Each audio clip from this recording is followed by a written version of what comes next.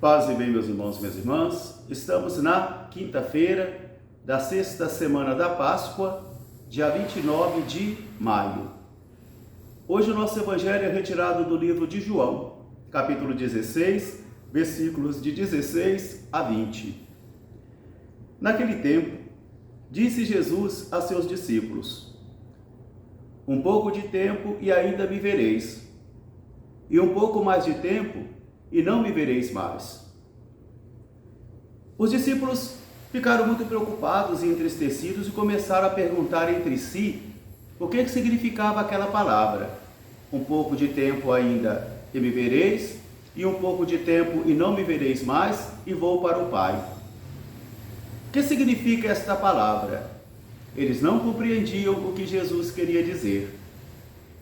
Jesus, percebendo que eles queriam interrogá-lo sobre alguma coisa, adiantou-se e disse: eu sei que vocês estão preocupados e entristecidos, porque eu vos disse, um pouco de tempo e me vereis, e um pouco de tempo e me vereis de novo. Mas eu vos digo, vós sofrereis e passareis muitas tristezas, e o mundo se alegrará. Mas também eu vos digo, que a vossa tristeza será transformada em alegria plena. Palavra da salvação. Meus irmãos, minhas irmãs, novamente estamos eu e você aqui peregrinando na palavra, porque somos peregrinos da palavra. E a palavra de Deus para os cristãos não é um mero livro. A palavra de Deus é uma pessoa. E crer em Jesus não significa tão somente acolher um corpo de doutrina, um corpo de ideologias, um corpo de ideias bonitas, ou vivenciarmos assim estágios de superstição, de magia ou de uma fé utilitarista. Mas significa acolher um plano de vida, acolher um plano de amor, acolher e se envolver em esse plano. Permitir que este plano de amor envolva toda a pessoa em todas as suas dimensões. Por isso, ser cristão é mais do que carregar símbolos externos, é mais do que celebrar ritos. É um modo de ver o mundo, um modo de organizar a vida e um modo de esperar também o último destino. Por isso, na primeira leitura de hoje, ainda retirado do livro dos Atos dos Apóstolos, nós continuamos a contemplar as ações apostólicas do apóstolo Paulo, onde agora ele chega na cidade dos Coríntios. E ali ele se encontra com um casal que havia sido abandonado e expulsos de Roma. E Paulo se põe a trabalhar com eles, porque eles são cristãos também e eram fabricantes de tenda como Paulo. Paulo trabalha então com as suas mãos para poder ajudar a manter o seu serviço ou o seu ministério apostólico. E ali, Paulo então começa também a pregar o evangelho nas sinagogas. E é interessante as observações do autor sagrado de hoje, porque diz que Paulo entrava nas sinagogas, anunciava a palavra de Deus, mas os judeus o rechaçaram. Os judeus não queriam escutar a sua palavra. Achava até bonito as suas argumentações, achava bonito as eloquências de Paulo. Agora, acolher o conteúdo e acolher as exigências, isso eles não queriam. De modo que, diz o nosso texto sagrado aí, que o chefe da sinagoga acreditou na palavra de Paulo. E alguns daqueles que ali estavam também acreditou na palavra de Paulo. E assim, eles foram batizados. E é interessante isso então que eu volto a repetir para vocês. Às vezes temos numa classe de catequese de 40 pessoas, nem todas conseguirão compreender a palavra do Evangelho. Às vezes estão ali nos encontros de casais com Cristo, equipes de Nossa Senhora, pastoral familiar ou tantas outras pastorais. Muitos homens e mulheres ali batizados estarão ali, mas que também não compreenderão a palavra de Deus.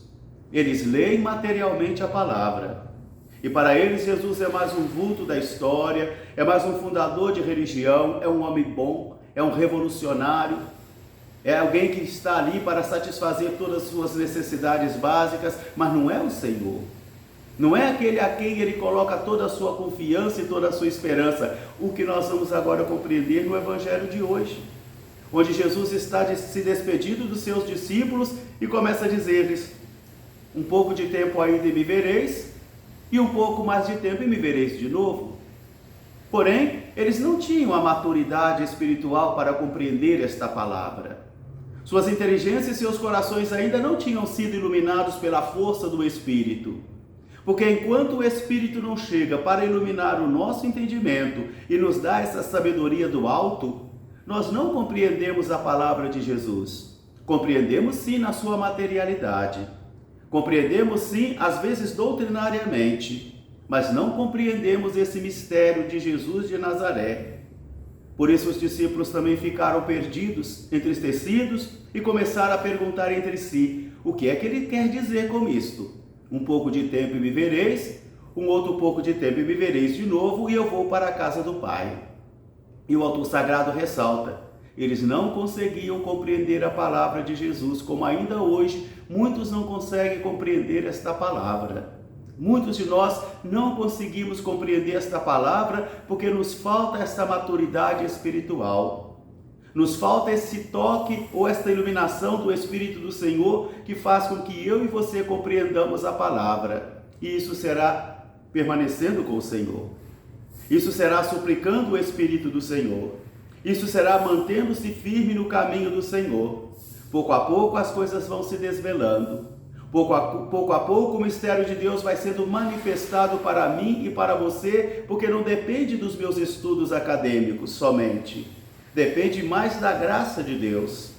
Jesus então se acerca deles, se aproxima deles e pergunta: eu sei que vocês estão tristes.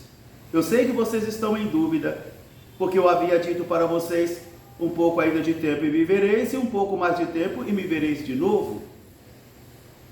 Vocês vão sofrer, vocês serão perseguidos, passarão por tribulações, e isso tudo vai causar uma grande tristeza e um grande horror e pavor na vida de vocês, porque realmente, quando eu e você estamos passando pelos momentos difíceis da vida, pelos sofrimentos, pelas perseguições, pelas calúnias, pelas incompreensões, quando estamos cansados até mesmo dos nossos pecados, também sofremos, também nos entristecemos, e parece que Jesus silenciou. Parece que Jesus desapareceu. E quantas pessoas dizem: eu não rezo mais, eu não vou mais à igreja, eu não vou mais à missa, porque eu busco e o Senhor não me atende. Parece que o Senhor me abandonou. Eu não sinto mais a presença de Deus, eu não sinto mais as consolações de Deus, e isso nos deixa atemorizados. Isso nos deixa amedrontados, apavorados, porque não sentimos mais a presença de Deus. Não recebemos mais as consolações do Senhor. Não sabemos se estamos no caminho certo ou não, se estamos fazendo a coisa certa ou não, e começamos a perguntar: por que todo esse sofrimento? Por que toda esta angústia? Por que toda essa violência? Por que tudo isso? E nesse momento parece que Jesus desapareceu e não o vemos mais.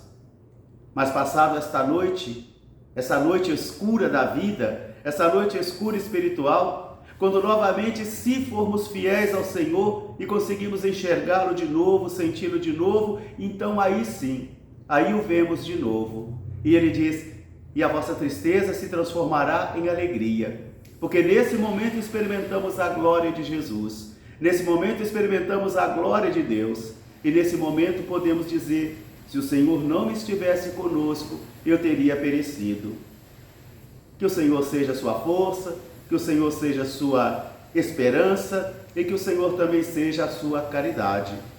Mãe, grande e magnífico Deus e meu Senhor Jesus Cristo, iluminai as trevas do meu coração.